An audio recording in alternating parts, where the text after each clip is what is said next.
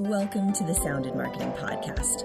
I'm your host, Gina Isham, owner and founder of Dreamr Productions and Sound in Marketing Learning. I create, consult, and educate individuals and brands on the power of sound in marketing. The Sound in Marketing Podcast exists as a resource for those wanting to up their marketing game exponentially by simply thinking a little differently. My real heart is focusing on my fellow small to medium-sized businesses and the potential sound strategy has for their brand marketing. Sound can give that extra boost needed to effectively compete with bigger business competitors, especially within the newness of sensorial marketing.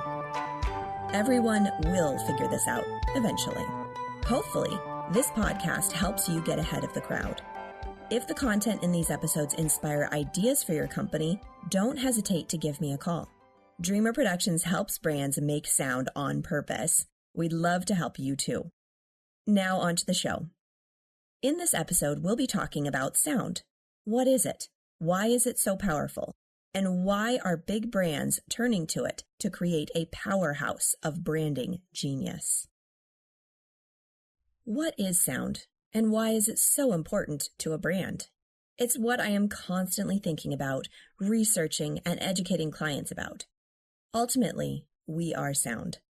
Sound is caused by vibrations, which are caused by motion.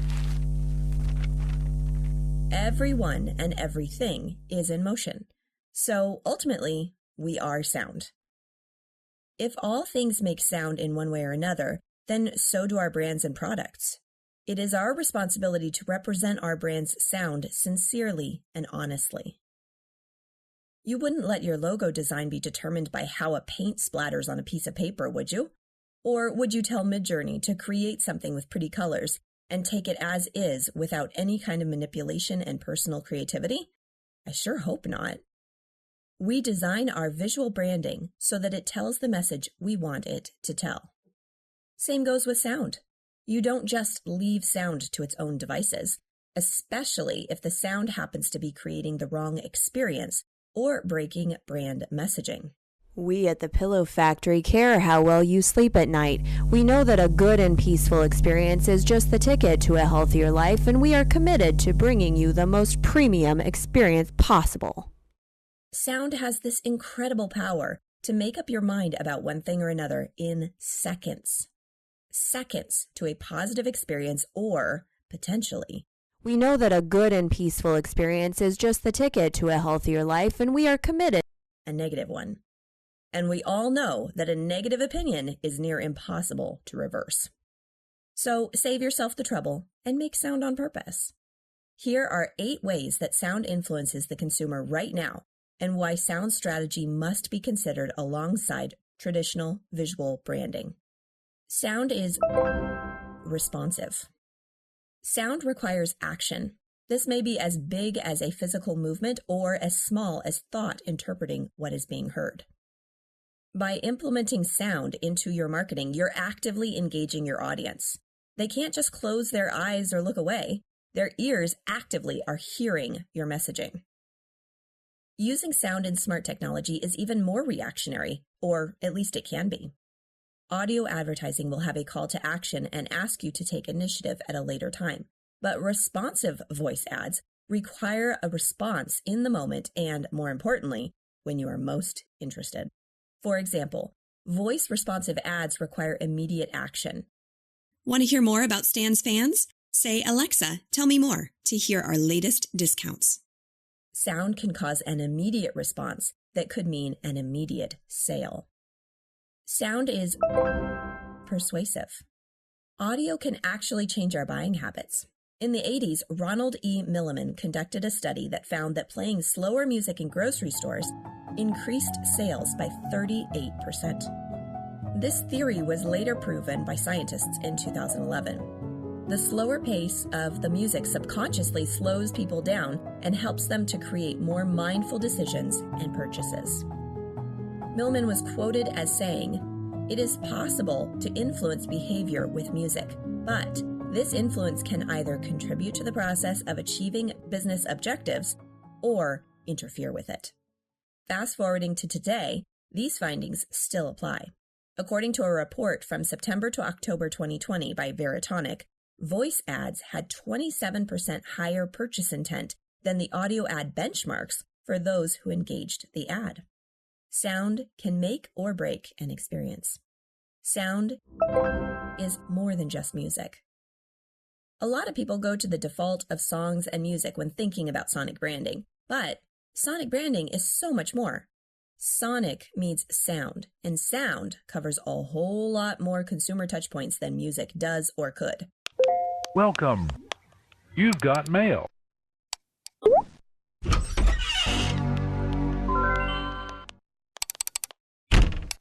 File's done. Goodbye. Those audio touchpoints are different depending on industry, platform, and market. These outlets are growing exponentially with every new innovation that comes along. Identifying sonic branding as sound rather than just music gives us an incredibly large palette to paint on. This is a good thing. Sound is global. Not a single person on this earth can't relate to sound. Even the deaf can understand vibration, which, again, is also sound. Sound is diverse and multicultural by nature, as everyone on this planet experiences and lives sound. Not always true of music, but sound is most definitely relatable everywhere. According to a study done by the Proceedings of the National Academy of Sciences, 2/3 of the world's languages were found to use or avoid the same sounds for common objects and ideas. Researchers found that a considerable amount of 100 basic vocabulary items associate strongly with specific kinds of human speech sounds. These are from unrelated languages and from largely diverse geographical locations. Although we may not understand all the specific words in any given language, we can understand context through sound, inflection, timbre, and rhythm. Sound is nostalgic. Sounds can take us back. Again, not talking about music necessarily, but that is generally the easiest way to think about it. I love this quote from Social Media Week back in 2015. More messages, more alerts, more photos, more videos, and more advertisements are thrown in our faces than ever before. And when we see or hear something that connects with our past lives, we just seem to freeze, take it in, and transcend back to that moment in time. It's not quite like an ordinary advertisement or piece of content that we can easily ignore and watch it fly by. Nostalgic content is completely different. It's emotional. The fact that sound can make us stop and think and listen when we've never been busier and bombarded by more and more information hit at us constantly and all at once is absolutely amazing. Sound is efficient. According to a research study published in Saudi Journal of Sports Medicine in 2014, auditory stimuli takes 8 to 10 milliseconds to reach the brain. Visual stimuli take 20 to 40 milliseconds. Through the act of repetition, rhythms, and patterns, sound can train our brain to remember its message in the short term and in the long term. Sound plays into both short-term and long-term memory models. In 2019, Pandora analyzed the best placement of a brand mention in a 30-second ad spot. They found that listeners were 7% more likely to remember a brand's name if it was presented in the first 3 seconds of the ad. Think back on the last TV commercial you listened to. Did they mention the brand's name right away or at the very end? Was the mention buried in the middle somewhere? Or was it even mentioned at all? Do you even remember the last TV commercial you watched? Sound is a breath of fresh air. Through the pandemic, we all learned to use Zoom in the same vernacular as Google, but most of us are over it now. Video conferencing, although super helpful in that season, is tiring on our bodies and eyes. What if we could stay connected without engaging anything other than our ears and perhaps our voice? Although Clubhouse isn't quite as popular as it was in 2021, I don't think it's a coincidence that it became a hit. And I know it won't be the last audio-only platform.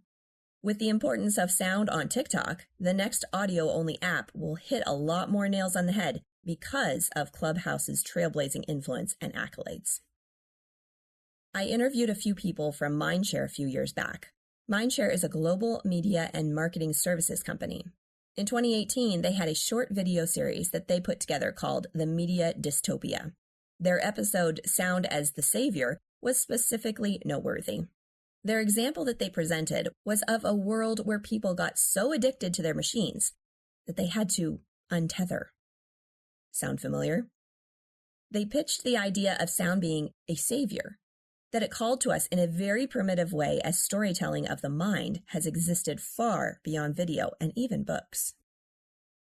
According to neuroscientists, it has been proven that when you listen to audio content, your brain triggers something called self-visualization, a personal experience in your own imagination. Further studies found that audio has the ability to evoke even more emotion than video content. There's that word again, emotion. Sound is evolving in real time. Voice first and voice only is here to stay, and as we watch it develop and evolve in real time, new audio touchpoints are popping up constantly. With these amazing creators and products comes innovation, and with innovation, we must respond in kind. We have to be creative and be aware of what's going on. We can't just respond to how people are using audio currently. We need to try and think ahead and see the potential of what sound could be in the future. Voice tech is moving fast, and those that don't run with it now are going to have a hard time catching up. Here's just a few statistics to leave you with on the emergence of the sound revolution. According to Think with Google in 2017, 72% of people who own a voice-activated speaker say that their devices are often used as part of their daily routine. In 2018, headphones outsold smartphones. In the US, more people subscribed to podcasts than to Netflix. Also in 2018, Pandora bought SiriusXM for $3.5 billion. In 2019, Spotify bought Anchor and Gimlet for $340 million. In 2020, SiriusXM bought Stitcher for $325 million. Also in 2020, Spotify bought Megaphone, a podcast producing and marketing company, for $235 million.